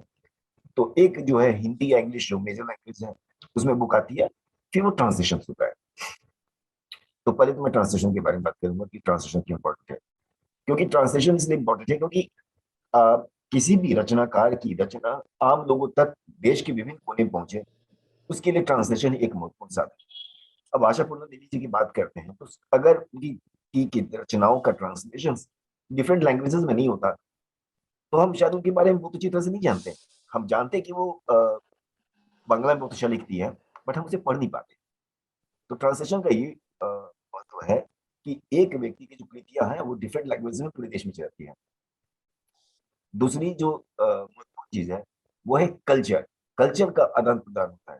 जैसे अब आशापूर्णा देवी की हम कहानी के बात सुन रहे हैं तो नेचुरली वो बंगाली कल्चर है, तो ये जब अब कन्नड़ में तमिल में जब ट्रांसलेट होगी तो जो तमिल और कन्नड़ जो भाषा बोलने वाले हैं या समझने वाले हैं उनको बांग्ला कल्चर के बारे में जानकारी मिलेगी। तो आप सब समझ सकते हैं कि अनुवाद जो है वो एक नेशनलिज्म और यूनिटी इन डाइवर्सिटी चीज को प्रमोट करता है। हमारे देश में देखिए कितनी भाषाएं हैं, 22 रिकॉग्नाइज्ड लैंग्वेजेस हैं। इसके अलावा हर कहते हैं कि हर 3 को उस पर लैंग्वेज चेंज कर जाता है। तो हमें ट्रांसलेशन का ये महत्व है कि हम ये विभिन्न जो भाषाओं में जो अच्छी रचनाएं हैं उनको एक दूसरे जो लैंग्वेज जानने वाले हैं वो उसको पढ़ते हैं, समझते हैं और उसको एंजॉय करते हैं। दूसरी बात मैं कहूँगा ट्रांसलेशन में जो एक महत्वपूर्ण चीज है कि हम ट्रांसलेशन क्या कर रहे हैं, वो एक महत्वपूर्ण चीज है। क्या ये इंफॉर्मेशन ओरिएंटेड एक आर्टिकल है या एक पोएम और प्रोज? अगर एक इंफॉर्मेशन ओरिएंटेड आर्टिकल है या किताब है तो उसके लिए हम सिर्फ शब्द के अर्थ को जानेंगे। जैसे साइंस पर कोई किताब है या जनरल इंफॉर्मेशन की किताब है तो उसमें जो है शब्द का अर्थ, शब्दार्थ है, वो महत्वपूर्ण हो जाता है। लेकिन जब हम आशापूर्णा देवी और ऐसी रचनाकारों की जो ट्रांसलेशन को लाते हैं तो उसमें शब्द पीछे रह जाता है, भाव इंपॉर्टेंट हो जाता है। क्योंकि अगर Bengali culture, Bengali thought, Bengali expressions अगर दूसरे लैंग्वेज में ट्रांसलेट नहीं हुई तो सिर्फ शब्दार्थ ट्रांसलेशन से कोई फायदा नहीं होगा, उसमें लोगों को मजा ही नहीं आएगा। जी। जैसे बिहार में हमारे यहाँ छठ, तो छठ से संबंधित कोई भी चीज होती है उसका उस पर कोई कहानी लिखी जाए तो उसको वो दूसरे जो लोग हैं उनको वो समझ में ही नहीं आएगा कि एक बिहारी जो है, बिहार अभी करने नहीं वाला चाहिए। छठ से क्यों उतना अटैचमेंट महसूस करता है। तो यहाँ पे भाव महत्वपूर्ण हो जाता है, डिफरेंट कल्चर्स को एक दूसरे के पास लाता है। तो ट्रांसलेटर्स का रोल जो है बहुत इंपॉर्टेंट है। मैं तो कहता हूँ कि जितना एक किताब की जो मौलिक रचनाकार का महत्व है उतना ही ट्रांसलेटर का महत्व है। तो ट्रांसलेशन का काम ज्यादा डिफिकल्ट है। मैं तो खुद किताबों को एडिट करता हूँ और मुझे मालूम है जब ट्रांसलेशन की किताबें मेरे पास आती है तो मुझे बहुत ज्यादा मेहनत करना पड़ता है, बहुत ज्यादा। मतलब एक किताब को जब छप के आती है लोगों के सामने तो लगभग 3 या 4 बार मुझे पूरा पढ़ना पड़ता है। क्योंकि होता क्या है कि लैंग्वेज से काम नहीं चलेगा, सिर्फ आप शब्दों को ट्रांसलेट कर देंगे उससे काम नहीं चलता है, आपको भाव को रिफ्लेक्ट करना होता है। तो ये यहाँ पर जो ट्रांसलेटर्स का रोल बहुत इंपॉर्टेंट है। और अब तो जो नई शिक्षा नीति आई है उसमें तो साफ बहुत कुछ मतलब महत्व भी दिया गया है कि वो हम कक्षा 5 तक कोशिश ये हो कि मातृभाषा में पढ़ाई हो। तो मातृभाषा में पढ़ाई कैसे होगी? मातृभाषा में पढ़ाई तभी होगी जब अच्छी अच्छी किताबों का ट्रांसलेशन होगा, क्योंकि एक ओरिजिनल किताबें लाना इतना आसान नहीं है। और ओरिजिनल किताब में जो दिक्कतें आती है वो ये है कि मानिए कि हिंदी और इंग्लिश की जो किताबें हैं उसका जो क्वालिटी ऑफ प्रोडक्शन है और जो दूसरे लैंग्वेजेस में होता है तो कहीं ना कहीं हिंदी और इंग्लिश चूंकि विस्तृत इनका आकार है, बाजार है, तो इनकी जो प्रोडक्शन कैपेसिटी है या प्रोडक्शन क्वालिटी है वो काफी अच्छी होती है। तो अगर आप इंग्लिश हिंदी की जो अच्छी प्रोडक्शन वाली क्वालिटी की किताबों को आप दूसरे लैंग्वेजेस में ट्रांसलेट करते हैं और अगर मैंने कहा कि भावार्थ पे ज्यादा ध्यान देते हैं तो वो उन लैंग्वेजेस में भी जाके सक्सेसफुल होती है। और यही कारण है कि नेशनल बुक ट्रस्ट की जो ट्रांसलेशन की जो रचनाएं हैं वो काफी ज्यादा पॉपुलर है और लोगों में काफी सेल होती है। बहुत बहुत धन्यवाद सर। इस प्रश्न में एक कड़ी और जोड़ते हुए मैं श्रद्धा मैम से पूछना चाहूंगा कि पाठ्य पुस्तकों को अगर हम एक ओर रख दें और केवल साहित्यिक आदान प्रदान वाली किताबों की बात करें तो उनका अनुवाद करते समय अगर हम गद्य रचनाओं को एक तरफ कर दें और केवल पद्य रचनाओं पर ध्यान दें तो जो साहित्यिक रस है उसका अनुवाद कैसे हो? या तो आप रस को छोड़ेंगे या तो आप अर्थ को छोड़ेंगे, भाव को छोड़ेंगे। तो जैसे अगर किसी आशापूर्णा देवी जी ने तो गद्य रचना की है, लेकिन अगर हम टैगोर की बात करें उनकी रचनाओं का अनुवाद जिसे बांग्ला आती है वो बांग्ला भाषा में उनकी रचनाओं का रस जो है वो अलग है और अंग्रेजी या हिंदी भाषाओं में उनका रस घटता हुआ दिखता है। तो क्या अनुवाद बाधक है या वो सहायता कर रहा है? किस प्रकार वो जो साहित्यिक रस है उसे हम बरकरार रख सकते हैं? नहीं, अनुवाद तो सहायक ही है, क्योंकि अगर आशापूर्णा देवी जी की या रविन्द्रनाथ ठाकुर की जो रचनाएं हैं वो डिफरेंट लैंग्वेजेस में ट्रांसलेट नहीं होती तो लोग उनके बारे में समझ भी नहीं पाते। तो ट्रांसलेशन तो, बट मैंने कहा quality of translation is very important. जैसा मैंने खुद कहा कि जब एक ट्रांसलेटेड बुक आती है जिसको मैं पब्लिश करता हूँ मुझे बहुत ज्यादा मेहनत करना पड़ता है। ओरिजिनल बुक एक बार 2 बार पढ़ लिया मैं I can send it for printing, दे सकता हूँ जी। लेकिन जब ये ट्रांसलेशन की बात आती है तो at least it takes me 4 times. होता क्या प्रॉब्लम, एक जो नेचुरल प्रॉब्लम है कि एक व्यक्ति 2 लैंग्वेज में बहुत ही अच्छी कमांड नहीं कर सकता। जैसे ना मतलब आप एक पंजाबी से इंग्लिश में ट्रांसलेट कर रहे हैं किताब को, ठीक है।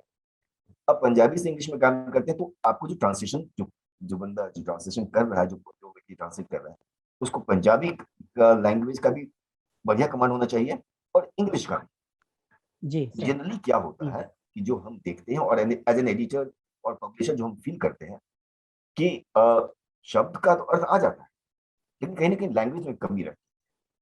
तो क्या होता है कि हमें खासकर इंग्लिश में, I am talking about, Hindi का मैं नहीं जानता, लेकिन इंग्लिश में मुझे जो खास करके है, मुझे बहुत ज्यादा दिक्कतें आती है। और दिक्कत क्या आती है, मतलब ये होता है कि मुझे ज्यादा मेहनत करना पड़ता है। जैसे मैंने कहा कि 2 बार पढ़ ले एक ओरिजिनल रचना को, तो प्रिंटिंग के लिए भेज देते हैं, लेकिन अगर ये ट्रांसलेशन है तो मुझे कम से कम 4 बार पढ़ना पड़ता है, क्योंकि एक व्यक्ति जो ओरिजिनल लैंग्वेज में लिख रहा है उसका उस पर कमांड है। हिंदी में कोई लिख रहा है, इंग्लिश में कोई किताब लिख रहा है, उसका कमांड है। जी सर। लेकिन अगर पंजाबी की रचना है, वो इंग्लिश में ट्रांसलेट होती है, तो ऐसे पर्सन को पंजाबी और इंग्लिश दोनों में कमांड होना चाहिए, जो कि इट्स नॉट वेरी इजी। तो एक बहुत बड़ी चुनौती है। और आपने आदान प्रदान की बात की, तो हमारे यहाँ तो सीरीज ही है आदान प्रदान। नेशनल बुक ट्रस्ट की एक सीरीज है दैट इज कॉल्ड आदान प्रदान। और अभी मैं बताऊं, अभी मेरी 2 किताब आ रही हैं जो कि आदान प्रदान से संबंधित है। एक तो है selected stories of Kartar Singh Duggal. ये जो कहानियां पंजाबी कहानियां हैं, जिसको मोहाली में है पर्सन है मनोहर लाल, उन्होंने ट्रांसलेट किया, लेकिन मुझे बहुत मेहनत करना पड़ा उसको करने के लिए। और अभी एक किताब आ रही है selected stories of Amrita Pritam, तो ये भी है। तो ट्रांसलेशन जो है बहुत डिफिकल्ट जॉब है, और एक पर्सन को 2 लैंग्वेजेस पर इक्वल कमांड, बहुत अच्छी कमांड होनी चाहिए। और जैसे मैंने कहा, सिर्फ शब्दार्थ नहीं चलेगा, भावार्थ को भी ट्रांसलेट करना है। श्रद्धा जी, आप क्या सोचते हैं? दीपांशु ने जो सवाल किया, दीपांशु ने जो कहा वो अपने प्रश्न में ही उसने उत्तर दे दिया, और द्विजेंद्र जी ने कहा वो भी सारी चीजों को उन्होंने पूरा निचोड़ बना दिया कि यदि जैसे मान लीजिए जो बात दीपांशु कह रहे हैं वही बात मैं कहूंगी, तो मैं उनकी बात सुन करके जब मैं कहूंगी तो कुछ ना कुछ छूट जाएगा, कुछ ना कुछ जुड़ जाएगा। तो कहीं ना कहीं भाव छूटेगा, कहीं ना कहीं शब्द छूटेंगे। लेकिन जैसे मान लीजिए मैं बंगला भाषी हूँ और मैंने रविन्द्रनाथ टैगोर की जितनी भी रचनाएं हैं उनका पूरा रसास्वादन कर लिया, मुझे कोई जरूरत नहीं होगी उसके अनुवाद पे जाने के लिए। लेकिन जो लोग नहीं जानते हैं उस भाषा को, उनको इतना भी थोड़ा 25% भी मिला या 50% भी मिला, वो उनके लिए 100% की तरह होगा। तो जैसे अभी दीपांशु ने कहा कि जब वो बंगाली में या फिर वो कन्नड़ में या तमिल में जब वही कहानी पढ़ते हैं तो वो कहते हैं ये ज्यादा अच्छी है। तो वो उनकी अपनी भाषा है, वो उनके दिल के करीब है, वो उनको अच्छी लगेगी। भले जिसकी संभावना बहुत कम है, भले अनुवाद खरा सोना हो, लेकिन वो जो है अनुवाद ही रहेगा। जो उसकी मिठास है, जो उसका अपना दिल से दिल का जो रिश्ता है, वो उसी भाषा में होगा जिस भाषा में कवि या लेखक लिख रहे हैं। लेकिन अनुवाद भी बहुत जरूरी है और अनुवाद होना चाहिए। यदि अनुवाद नहीं होता तो कोई आशापूर्णा देवी को बंगाल से बाहर नहीं जानता। बहुत बहुत धन्यवाद। हाँ दीपांशु, हम अब समापन वक्तव्य की ओर बढ़ेंगे। आपका कोई और सवाल तो नहीं? और हम चाहेंगे कि दीक्षित सर भी इस सवाल का उत्तर दें और समापन वक्तव्य रखें। जी हाँ, तो मैं ये कह रहा था, बड़ा अच्छा समय है। और पहले तो मैं द्विजेंद्र जी को बहुत धन्यवाद दूंगा। एनबीटी से बहुत समय से जुड़ा हूँ और उनके जो पत्रिका है पुस्तक समीक्षा उसका ग्राहक हूँ। पंकज चतुर्वेदी जी मेरे बहुत परिचित है, छोटे भाई हैं। आज द्विजेंद्र जी से परिचित हुआ। अनुवाद के संबंध में मैं 2 बात कहना चाहूंगा। जैसे द्विजेंद्र जी ने कहा कि शब्दानुवाद नहीं होना चाहिए, बिल्कुल सही है। इसका उदाहरण बसेरे से दूर किताब में बच्चन जी ने लिखा है कि वो पेरिस में जा रहे थे, उनके साथ अनुवाद के लिए वो फ्रांस से अंग्रेजी में अनुवाद करने वाली एक बड़ी खूबसूरत सी दुभाषिया थी। तो तभी बड़ी जोर से पानी बरसने लगा, ये सब भीग गए। तो उस दुभाषिया महिला ने कहा कि आप हिंदी के कवि हैं, इस माहौल में आपके पास कोई कविता आपने बनाई है कि पानी में भीग गए? तो बच्चन जी की बड़ी प्रसिद्ध कविता है अखिल प्रकृति की प्यास कि हम तुम भीगे, वरना ही ये बात हुई क्या जब हम तुम मिल पाए, तभी उठी आंधी अंबर में सज्जल जलद घिराए। तो बच्चन जी ने लिखा, इस कविता को मैंने 15-16 कवि सम्मेलन में पढ़ा और बड़ी चर्चा हुई। लेकिन उसने कहा कि मैं हिंदी नहीं जानती, मुझको आप अंग्रेजी में ट्रांसलेट करके बताइए। तो बच्चन जी ने ट्रांसलेट किया nature wants that we get wet, है अखिल प्रकृति की प्यास के हम तुम भीजे, nature wants that we get wet. फिर बच्चन जी कहते हैं उसने तारीफ तो नहीं, तारीफ में बना बोले क्योंकि 4 टाउन ने मिलकर, nature wants that we get, 4 town ने मिलकर इस रचना का सारा सौंदर्य हर लिया। तो जब हम अनुवाद करते हैं तो उसकी भाषा अलग हो जाती है, उसकी शब्दावली अलग हो जाती है, वो आ ही नहीं पाता। दूसरा एक उदाहरण, मैं सेल टैक्स में राजपत्रित अधिकारी प्रथम श्रेणी रहा हूं, वो एक अनुवाद की वजह से एक अधिकारी की नौकरी जाते जाते बची। कमिश्नर हमारे थे सिंह साहब, उन्होंने गोरखपुर आने का प्रोग्राम बना लिया, गोरखपुर में तैयारी थी नहीं, तो गोरखपुर के डिप्टी कमिश्नर ने कहा एक अधिकारी को जाके कि तुम जाओ उनको मना लो, लेकिन वो माने नहीं। उस समय मोबाइल चलते नहीं थे, ये बात है सन 78 की। तो उन्होंने एक टेलीग्राम कर दिया और वो टेलीग्राम जाके जब इंस्पेक्शन फाइल में लग गया और जब वो कमिश्नर आए तो उन्होंने पहला ही टेलीग्राम देखा, उसमें लिखा था कि आयुक्त अड़ा कार्यक्रम खड़ा। आयुक्त अड़ा हिंदी में लिखा था, आयुक्त अड़ा कार्यक्रम खड़ा। तो मिस्टर सिंह बड़े नाराज हुए कि मैं कमिश्नर हूं, आयुक्त अड़ा, अड़ा क्या मैं कोई घोड़ा हूं जो अड़ गया हूं, और कार्यक्रम खड़ा, इसमें मुझको अश्लीलता की बू आ रही है। तो मैं उस अधिकारी को बुलाइए, उसको अश्लील शब्द और ऐसे शब्द लिखने के लिए मैं उसको दोषी मानूंगा। खैर वो अधिकारी आए, उन्होंने कहा, जब उनको पूछा गया तो उन्होंने कहा साहब आप मुझे चाहे दंड दे दीजिएगा लेकिन मैं वास्तविकता बताता हूँ। लखनऊ में मैं जीपीओ में पहुंचा टेलीग्राम करने और अंग्रेजी में टेलीग्राम लिखा था मेरा, कमिश्नर एडामेंट प्रोग्राम्स स्टैंड। तो वहां हिंदी सप्ताह चल रहा था और वहां पे कुछ लड़कियां बैठी थी, उन्होंने कहा कि नहीं सरकारी टेलीग्राम तो हिंदी में ही होगा। तो मैंने कहा हिंदी मुझको आती नहीं, आप अनुवाद कर दो। उन्होंने अपनी डिक्शनरी ले के अनुवाद कर दिया, कमिश्नर एडामेंट की हिंदी करी, आयुक्त अड़ा और प्रोग्राम स्टैंड्स कार्यक्रम खड़ा। और वो उसकी भाषा ऐसी हो गई कि वो उसमें उनको उनके खिलाफ। तो खैर बच गए वो। लेकिन जब हम अनुवाद करें तो शब्दानुवाद ना करके भावानुवाद कर रहे हैं, लेकिन ये बड़ा मुश्किल है। अनुवाद करना, एक भाषा से दूसरी भाषा में ले जाना, उसका भाव बना रहे, वो चाहे जितना अच्छा अनुवादक हो 70-80% से ज्यादा भावों का अनुवाद नहीं कर सकता। लेकिन ये वास्तविकता है कि अगर अनुवाद ना हो, विमल मित्र के जितने उपन्यास बंगला में नहीं पढ़े जाते उससे ज्यादा हिंदी में पढ़े गए और 1600 पन्ने के उपन्यास हैं। तो विमल मित्र ने स्वयं कहा है कि अगर ये अनुवाद ना होता तो मुझको हिंदुस्तान में 70% लोग नहीं जानते। अब मैं इस पर आता हूं कि ये आशापूर्णा देवी जी को हम लोग इतना मान रहे हैं और हैं भी उस लायक, लेकिन उसका समाज में आशापूर्णा देवी के लेखन में बंगाल में मुश्किल से 25-30% प्रभाव पड़ा है। अभी 70-80% प्रभाव है। मैंने बहुत नजदीक जाके देखा है, आप वृंदावन चले जाइए, वहां के मंदिरों में 80% विधवा महिलाएं जो हैं भीख मांगते हुए आपको मिलेंगी, सफेद कपड़ा पहने हुए, वो बंगाली विधवाएं हैं।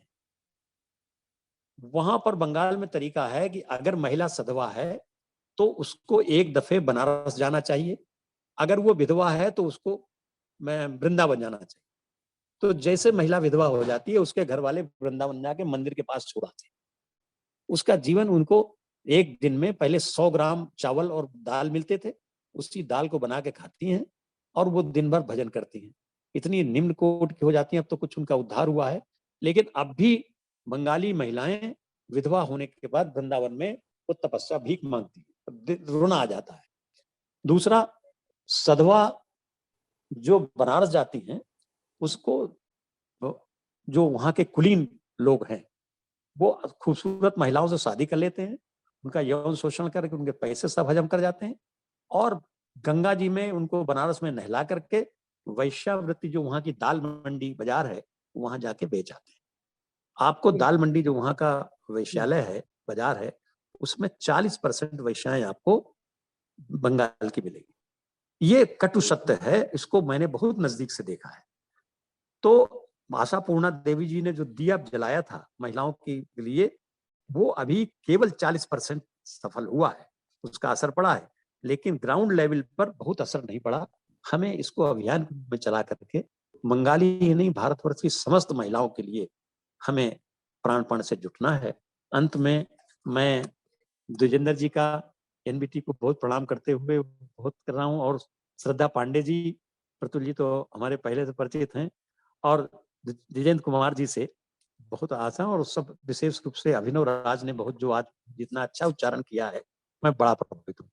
सभी लोगों को आशा पूर्णा देवी जी को प्रणाम करते हुए मैं आशा पूर्णा देवी के लिए दो लाइन कह रहा हूँ। आशा दीदी तुम जीवित हो हमारे मानस में, आशा दीदी तुम जीवित हो हमारे मानस में, तुम्हारे ग्रंथ कविताएं अंकित हैं हमारे अंतस में, हमारे अंतस में। धन्यवाद। साधु। और हम विदा लेते हैं।